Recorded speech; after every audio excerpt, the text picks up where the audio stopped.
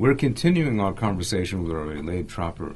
The subject is Part 2, The Misfortunes of Wealth. There was a 16th century philosopher by the name of Anan. I guess the word anonymous came from him because we haven't seen anything in his writings that are well known, but he does have some sayings which have come down to us, and one of them was, happiness is not having what you want, but wanting what you have. How would we understand that from a Torah perspective, consistent with what we're talking about in terms of the misfortunes of wealth for Leib? It's very interesting that you mentioned Anan, because it's actually recorded that Anan was a man full of quotes, but not too much writing. He was very generous in his quotes that he left us, but not too generous in writings. And the word anonymous obviously came from that, perspective. The Mishnah says in Pirkei Avos, "Ezu Oshir hasameach b'chelka," and there's so many, such a variety of interpretation for that Mishnah, and everybody feels they have to stick it to 2 cents to make it sound good, and it's fine, Baruch Hashem, and it's kulam ahuvim, they're all wonderful. But there's one thing Rav Tzur Chazesha from Kelm said, that it's in the Sefer Ahavas Yehuda that I wrote many years ago. That was dedicated to your fathers. Correct. And in there, he said, I quoted him as saying, the reason why people don't have what they want is because they don't want what they have. If they would want what they have, they may have what they want, and therefore they would have that feeling of gratification. I don't want the word happiness, but gratification.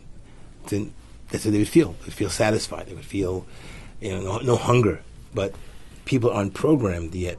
The more is the most popular word in our vocabulary. When a child is fed, an infant is fed, they give him a little bit of applesauce from a little bit of one of these jars, and he's so proud after the child says the first time, more, and we're so excited because you want him to eat more, but that more never ends. It seems like it just goes on forever, for eternity. And Havdil Elef, like you said, Havdil Elef of Havdalas, make a distinction between holy and the profane. And Confucius, who was a very wise man, very wise, he writes that wealth consists not in having many possessions, but in having few wants. In other words, there are a lot of needs that we need to have parents in life, but we should keep it to needs and have few wants. We confuse, and we sometimes make it as if it's synonymous. I want this, and my mind registers, I need this. I want this car, and all of a sudden I need a car. And that becomes a pursuit of, like you say, affluence and indulgence. The pursuit, I want this car, means I need it, and you don't need it. You don't need the car. You want the car, and make that clear distinction. And then there was somebody who came over from Europe, and he said the way he understood what was going on in the society was, I want it, I like it, I want it, I need it. Exactly. Very well put. Exactly. Unfortunately, that's David HaMelech melamed chus on Klal Yisrael by saying, "Vayisarvu bagoyim, vayilmedu mima'aseyim." We mingle amongst other people who have other values, and we learn from their system, unfortunately. So that's one particular thing. So the misfortune of wealth is that it makes the wants into needs, and which is, again, 90% of the people who are very wealthy, they're going further, their advanced pursuit of wealth is, well, I want this. If I want it, means I need it. Why do you need it? You don't need it. That's why, actually in Halacha, I'm just going to just abbreviated form, Yaakov Emden says that a person who has an exaggerated wealth can give more than a tenth of his money, more than a fifth of his money away to charity, because exaggerated wealth means it's not needed. It's, okay. But then the other thing is that despite the fact that America celebrates independence, what kind of independence is it if we're so dependent on wealth? We're dependent on our status, perception of people perceive us, and we're not independent. We're very dependent. We're a person who doesn't have worries, makes a parnasa. Bez Hashem, lechem chuki, God gives him his daily earning, and he makes a parnasa, and he can't go for 7 weeks to a summer home. He could go just for 1 week, 2 weeks. Hashem, he's thankful for that, and that's what he has. So that's another casualty of wealth, is that the wants and the needs become so confused and so and the second one is the concept of becoming dependent on something. Really, lack of independence that wealth offers, unfortunately. And the third thing is that what the Gra says in Geras HaGra, and that's really very important for us to remember. Olam Hazeh, and he means Olam Hazeh means in the pursuit of Olam Hazeh, wealth, affluence, comforts, being uncomfortable with uncomfortable with discomfort, those kind of things. Olam Hazeh dameh lamayim meluchim. I think it's something, a phrase that people should constantly repeat. Salty water. Right. This world is like freezing.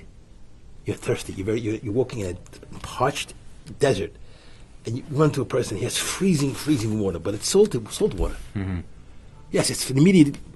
Goes down, but then just a few seconds later, you're dying of thirst. Your throat kills you. It's impossible. You need more. It's impossible. You can't continue. Instead of quenching the thirst, it does the opposite. It aggravates the thirst. It aggravates it. Makes it more. It becomes more intense than even before. And the Gra says, I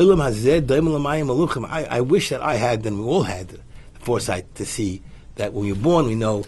Imagine every child was given, infused with that knowledge as an infant. I mean, it'd be wonderful. We're not. We have to learn it on experience, so we have to just somehow become, somehow have to set the Shmai to understand that. Instead of an infusion, it's become kind of confusion. Exactly. Very well put, parents.